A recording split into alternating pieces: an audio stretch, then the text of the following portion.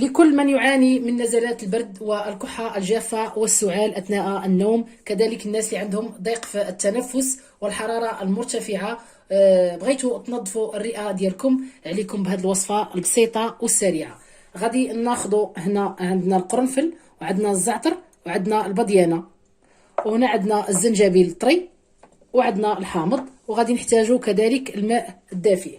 غادي ناخذوا هاد الكاس هذا، غادي نضيفوا فيه الزعتر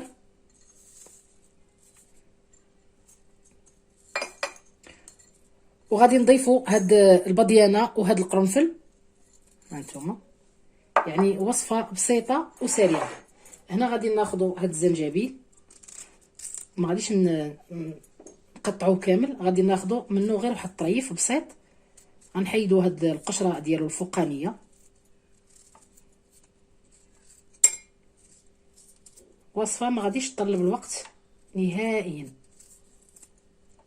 هانتوما كنقطعوه لطريفات صغار بحال هكا صافي. وغادي نجيبوا الماء طيب وغادي نضيفوا على هاد المكونات.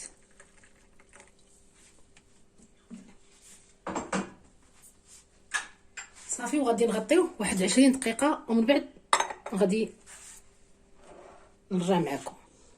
من بعد ما دازت 20 دقيقه غادي نلاحظوا الفرق. هانتوما يعني دوك المكونات كامله كتطلق في هاد الماء. غادي نجيبوا واحد كاس، غناخذوا الصفاي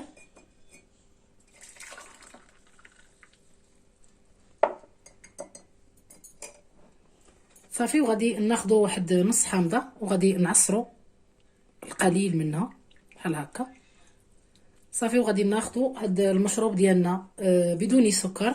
ملي تدخلوا الفراش ديالكم تاخذوا يوميا كاس بهاد المكونات اللي حطيت لكم، وغادي تلاحظوا الفرق. ان الا عندك الكحه الجافه ولا السعال ولا رعشه في الجسم، او عندكم يعني ارتفاع في الحراره، غادي تلاحظوا الفرق وغتشوفوا النتيجه روعه جدا، يعني كتنظف الرئه بمعنى الكلمه. شكرا على المتابعه ديالكم، والى اللقاء الى فيديو قادم بحول الله.